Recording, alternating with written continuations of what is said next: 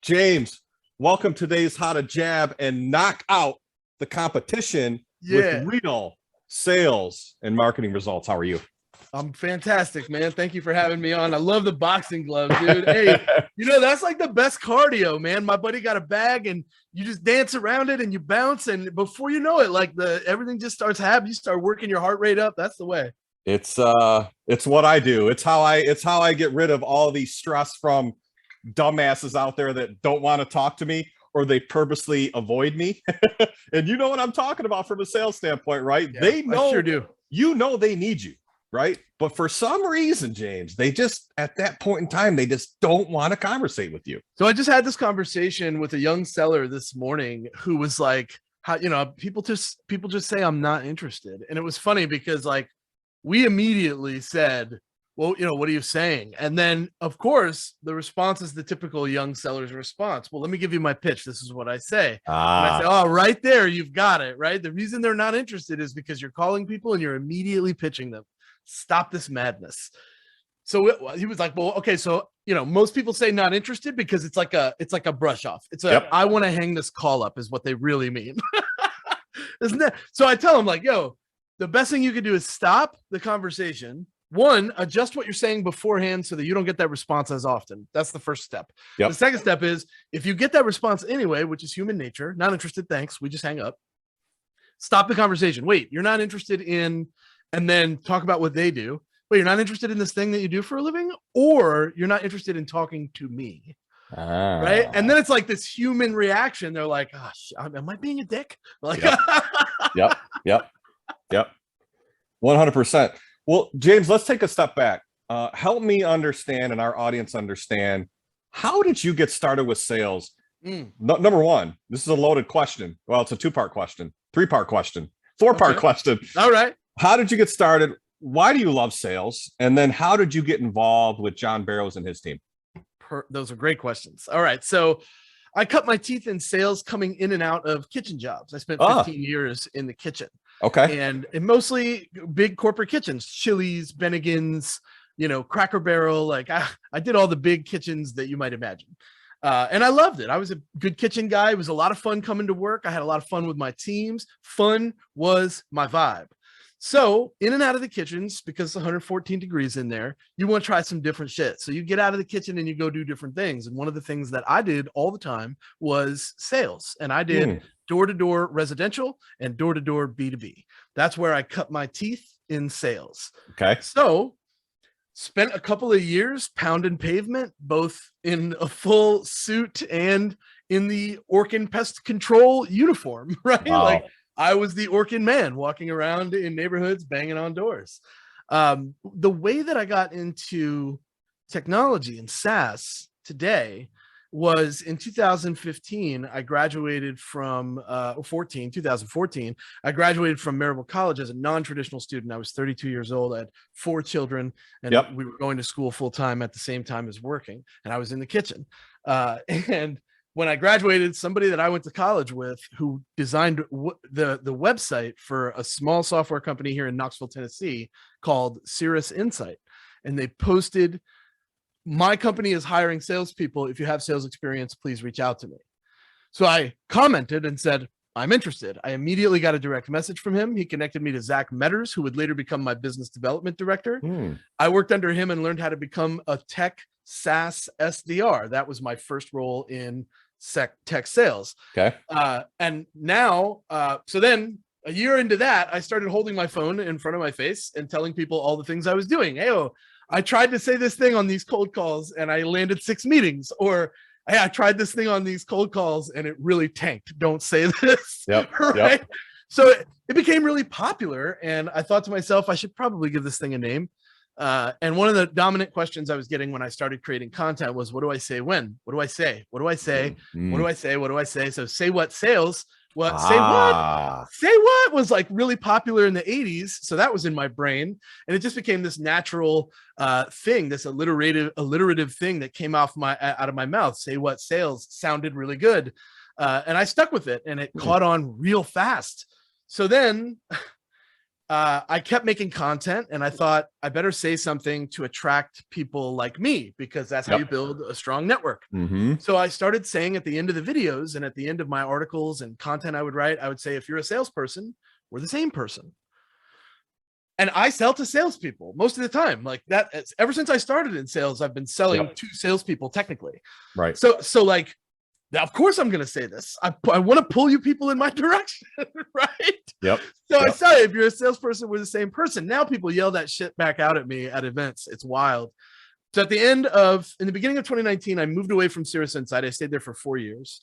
And I started at a company called Ringlead, data orchestration. Learned a shitload about technology and the way data flows through a company. Fantastic company to work with. And I got the pleasure of working with Grant Green, who was like big time movie buff and producer, had all the equipment, big studio in the office in Long Island, New York. So I got to sit in front of this guy's big fancy camera and learn all this great stuff about content and production. And that was just so much fun. And my content game really took a step forward. So for 5 years, I built Say What Sales, holding my phone in front of my face. And on the 5th year, it was cameras and lights and studio and scripts and all these things. In 2015, I met John. In 2014, I met Morgan J. Ingram. He was with Terminus at the time, and John was just kind of doing his own thing. But I was a huge fan of John because what he was talking about was being a human in your sales process and really giving a shit about what you're saying to people. And that resonated big with me. Then he hired Morgan in 2017, and I was like, oh shit, like I see the path to this now. When I met John, I was like, I got to work for this guy one day. Like his vibe was, I was feeling that vibe. So that was like the green light for me to be like, I gotta stay on this guy's radar and keep creating me and keep doing the thing. And sure as shit, at the end of 2019, I got a phone call from John, straightforward. He was like, the way you make people feel is amazing. You want to do it with me? And I was like, fuck yeah, dude, sign me up. And this is my forever home, man. He's going to have to fire me. I'm going to make it uncomfortable. I love it. I love it. So John, I feel like John's a brother from another mother, and I'm getting a sense that I feel like you're a brother from another mother. So I met John at out of all places, an engineering conference, real geeky, boring shit, right? Well, let me take a step back. I've got 10 plus years of experience doing inside sales and outside sales. And the way that he presented his message and the way that he was able to storytell in a way that made sense to me with, what's your introductory message, right? Because from experience, I'm like every other dumbass out there, right? Hi, my name's Chris. How are you today, James? Chris, I'm okay. How about yourself? Oh, cool. Why are you calling? Well, I'm calling because of blah, blah, blah, blah, blah, right?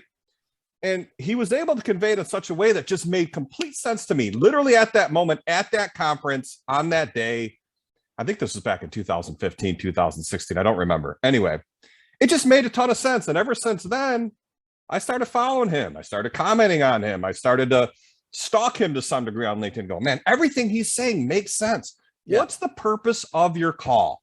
And frankly, I'm an asshole to people that try and sell me now, because I'm now taking that message and I'm redirecting it, saying, look, cut through the formalities. I don't care how you're doing. You don't care how I'm doing. Why are you calling me? Your ask, right? Say what sales. What do you want? And then I'll tell you whether it makes sense to conversate or not, right? Yeah, absolutely. Tell me a little bit more about kind of your experience with that introductory pitch and really pivoting from that, hi, James, how are you today, to, hey, the purpose of my call is XYZ. Yeah, so I think most people struggle with a couple transitions. The first one is, how do you get someone to want to talk to you on when they pick up the phone, right? So I give a lot of things out. I give a couple things out here that are worth having. First of all, we as a society of salespeople have a terrible habit of opening the conversation with who we are and who we're with and what we do. And this is like big shock for all your listeners out there, maybe at least a percentage of them. No one gives a shit. You have to earn the right for them to care who you are and what you do, the product you sell, the service you provide. You have to earn that right. And we do this by creating genuine curiosity and by leveraging our own genuine curiosity about the individual on the other side of the phone. So let me give a couple good openers, and these are some good things. One of them has a lot to do with the gatekeeper. And I love this one because it comes from an old sales guy you might know. Chet Holmes is his name. He wrote a book. He wrote a book called The Ultimate Sales Machine, and it also was a great presentation that he did. Rest in peace, Chet Holmes. But he talked in this training about tone and inflection. So here's something we do when we call a number and we're looking for, let's give her a name, Shelly. We're looking for Shelly, right? And we get somebody on the phone that's clearly not Shelly, but we do this thing. We go, hi, is Shelly there, please? And there's this upward inflection that we have in our voice. Well, we already lost the game. We already got the label as unscheduled caller that Shelly doesn't want to hear from, right? That's what that gatekeeper just heard with that upward inflection. So I tell people all the time, start high and end low. This is what that sounds like. Hi, I'd like to speak with Shelly, please. And that sounds much more authoritative.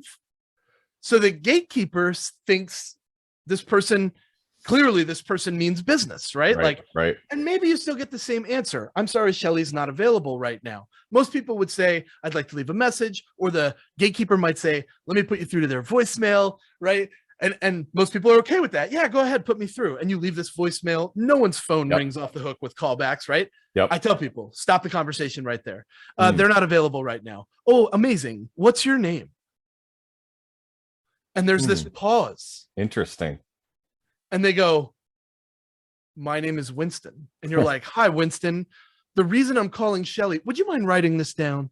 I don't want to go through to the voicemail. Maybe next time I'll go through to the voicemail. But right now, I'm going to have Winston write this down.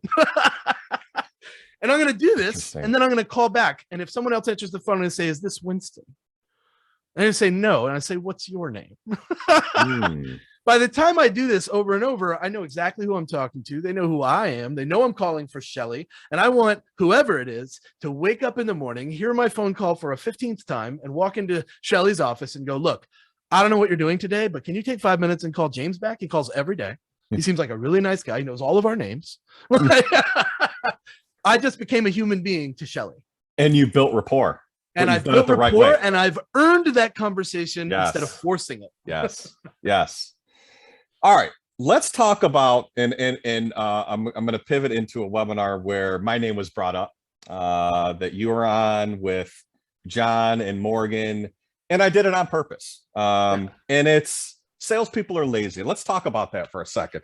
Now, I can say that because I used to be one, and to some, well, I'm still one, whether I want it, whether I want to be or not, right? As a self-employed consultant, I am a sales rep, right? True and true. So the purpose of that on that webinar was, look, it's a hard game, okay? And I know it from experience. And I'm going to call bullshit on everyone that says that they disagree, that I sandbag like everyone else. You damn right I did. When I had quotas to hit, you damn right I sandbagged. What would I do the last week? If I'm at 105%, and let's say that I'm not going to get to that next tier of an accelerator payout, I'm going to hold back. I'm going to take a couple days off, okay? I've done it before, right? So I'm going to say, fuck that. I'm going to focus on my next quarter and making sure that I have that pipeline to be successful that next quarter, right? Talk me through your perspective on salespeople are lazy. And I know it's not true, but it's a hard game. And when you're constantly under pressure, quarter after quarter, day after day, go ahead. What are your thoughts? I agree that salespeople are lazy to an extent, but I think the form in which they display that laziness has changed. So let me give you a good example. In our heyday of selling, when we could get to 105%, and some people still get there early and sandbag. I agree that sandbagging is one form of laziness. However, I will also state that I believe salespeople have become lazy in the most important part of their process, in their prospecting. So here's what I mean. No matter how hard you try, it's very difficult to convince a salesperson that has the ability to spray and pray or pump and dump one message out to thousands of people. It's difficult to get them not to do this. The problem comes when you have 5, 6, 10, possibly hundreds of salespeople sending out thousands of messages all at once. What's happening here? what's happening is you're impacting your deliverability because your domain is being tarnished. And the salespeople on the whole, especially younger salespeople that are inexperienced and that don't know the marketing side at all, they don't have any insight into the damage they're doing to the domain as they pump out thousands of emails thinking to themselves, this fucking job is easy. I'm only going to talk to people that want to talk to me. So I believe that salespeople find ways to try to make their job easy and alleviate themselves from doing manual work. Now, not manual labor like breaking rocks and building railroads and, mining coal. We're not talking about blue collar work here. We're talking about the time that it takes to find an ICP, drill down to a persona, figure out a trigger that's relevant to the person that you're about to reach out to. This takes too much time, and the pressure comes from up top to get the results, get the results, get the results. So they find ways to become lazy and streamline the process. The form in which they display that laziness has shifted dramatically, and we've opened the door for it with all the technology that we provide to our salespeople. Absolutely. I can think back to, and I'm going to go back to my heyday as a sales rep. As a young buck in his 20s, one of the things I just disliked, and I'm real curious from your perspective where you see this going as it relates to sales metrics and the sales management component of managing the sales team, is one of the things I used to hate, and it was data points. So I was tracked weekly on certain metrics. How many voicemails did you leave? How many connections did you make, Chris? How many conversations did you have? How many of those are actually an opportunity, right? Is your pipeline 3x your quota? Sorry, I can go on and on here, but I was meticulously measured on that. And it drove me nuts. It pissed me off. It really did. To some degree, it was the opposite of motivating, right? It was a demotivator. What are your thoughts on how do you effectively manage a sales team knowing that, man, they're under the gun all the time? My immediate instinct is to say that this is the reason that salespeople have an average tenure of 18 months at a company. That's crazy. If you would like to know the biggest mistake that sales leaders make, it's building a team that's foundation is rooted in KPIs and metrics. That foundation is impacted by KPIs and metrics, but it cannot be built on KPIs and metrics. It has to be built on non-tangibles: care for what you do, passion for your product, concern for your customers, genuine curiosity, real discovery, qualification. These are great foundations that are far more important than how many dials did you make. Let me play devil's advocate for just a moment. Sure. KPIs and metrics are extremely important because you will never back into a sales equation, i.e., how many activities do I need to get this many meetings, to get this many proposals, to close this many deals? Simple equation. You need to have KPIs and floors that are set so that you can back into that equation and know what every day looks like for yourself. If you cannot find that equation, you have a problem hitting your number. KPIs are extremely important. They are crucial to everything we do as salespeople, but they are not a sales culture. That's what they are not. And if you're going to coach to those numbers, which is way easier to coach than to the culture, what you're going to find is that people often push back on you. You become somebody that gets labeled as someone that doesn't care about their success. You only care about the numbers. These are very common phrases that you hear from salespeople that talk about former leaders. Oh, they just didn't care. They only cared about the numbers. Right? But the problem is they go to the next sales job and it's wonderful for 18 months. And then they leave and they say about that sales leader, they only care about the numbers, right? Of course they care about numbers. You're in sales. They're supposed to care about numbers. But if you're a salesperson that is trying to hit that number, the path to hit it is in true care and concern and real relevance to your clients, to your prospects, to your customers. Your best resource is your customer success department, the people that actually serve your customers. They're going to give you the best information. Yeah. But we do find that leaders that invest in their team's continuous learning tend to hold on to their salespeople much longer, as long as there's a path to what they want as an individual contributor, which differs from person to person. Hence the reason why sales leadership is so complicated. Because you're dealing with complicated people, right?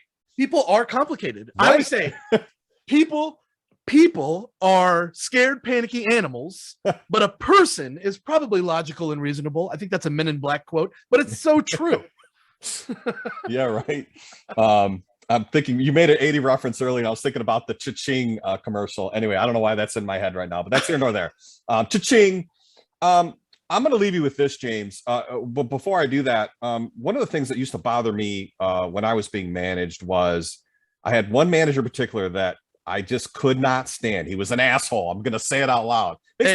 Makes me feel good saying it. He was an asshole. And he used to tell me when I would do well and I'm at 120%, 150% to my quarterly quota, right? And then that transition goes from that last day of the month to the first day of the next quarter. And he's like, Chris, you just went from hero to zero. Congratulations. What have you done for me lately, right? And I just think back to that, and just, again, being able to manage personalities, like you said, that's a job in and of itself, right? Anyway, I'm going to leave you on this. Last question. Talk to me about, and I believe you guys did this on a webinar the other day. I hopped on it late, but you talked about how many touches does it take? That multiple touch point, okay? Talk me through, what are you seeing? What are trends that you're noticing on what's realistic for a sales rep, knowing that I have to hit them up 8 times, 10 times through LinkedIn, through email, through phone? Talk me through what you're seeing as it relates to how many touches does it really take for me to finally get to that conversation that says, you need to buy my shit and here's why. The magic number that I've been told and that most people will tell you based on their data is it's between 16 and 20. Wow. To generate a meaningful conversation, not a reply, because a reply could be unsubscribe. Well, I don't give a shit about that. That's not a good, valuable reply. I don't care about that. Right. The question is, how many touches does it take to generate a meaningful conversation with a cold prospect? And the number I've been given is 16 to 20. What I've also been told by several sales leaders that we've worked with and several people that I know in my circles is most reps, if you look at their cadences, give up around 6 touches. Yep. You're not even close to the minimum number of touches that it takes to generate a meaningful conversation. And here's the other part of it, is that they're mostly trying to sell in their message. And they don't realize that the message is the vehicle to earn a meeting where you should do the selling. And that's the part that I think a lot of sales reps miss in 2022, is they think the job is to sell. It's not. You've never actually sold shit in your life. You provided a path to value, and someone on the other side raised their hand and opted in to sign the paper. I don't care how much you've closed. You've never sold a damn thing in your life. People decided this is what I needed. And you did a great job presenting that as the need. And that's why they bought it. But they made that decision. You did not convince or persuade them that they needed it. Wow. It's amazing, isn't it? I mean, that hearing that number 16 to 20, like, that's a game changer, right? Because I remember, God, this was probably 15 years ago, right? I used to hear it 7 to 10, Chris, 7 to 10, 7 to 10. If you're not doing the 7 to 10, then you're missing the boat. You're not giving yourself and them the opportunity to earn the right, like you said, to actually have that conversation or have that meeting. When you think about the average touch being 16 to 20, and then you talk about SDRs that have KPIs, doesn't it make sense that they would default to that technology and streamline that process so that they could reach those KPIs, because it's so much higher than it once was? Here's the reason why this is happening. I know you wanted to leave with that thought, but I want to leave you with this one. Sure. The reason that happens is because there's a generational gap between leaders and frontline sellers. And in the generation above them, the C-level, the director, the VP, more was the answer. More calls, more conversations, more door knocks, right? That was the answer for them in their heyday of selling. Today, your top performers that are millennials and younger will often tell you they do less better. That's a contradiction internally at almost every company that you hear. Oh, you know what? Our SDRs just aren't working hard enough. They need to get up earlier, stay later, make more calls, send more emails. And you talk to their top performing SDR and they're like, I made 8 cold calls last week, but I scheduled 6 meetings.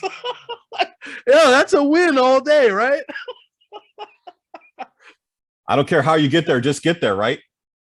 Well, you should care how they get there because you Okay, need everyone else to be getting there the same way. Sure. Sure. Efficiency gains, right? Well, it's not just that, but like how many people have top performers at their company? Almost Sure. every company, right? How many bottom performers go to that leadership or to that top performer and go, hey, what the fuck are you doing that I'm not doing? Can you help a brother out? Right? It's an ego thing. Set your ego aside and go to the top performer at your company and go, what do I need to change about what I'm doing? Yep. How do I get time with you so you can help me win? And if they're any kind of team member, they will. Yep. Absolutely. All right, James, say what sales, man. Where can people find you? So you can definitely become a member of JB Sales at joinjbsales.com. Hit me up on Insta at Say What Sales, all one word. Also the same on Twitter. I love a good email, james@jbarrows.com. Don't drop me in your drip campaign. I will find you and hurt you. And I love a good cold call, 305-632-6005. But be ready. If you try to automate that, I will call you out on it for sure. Awesome.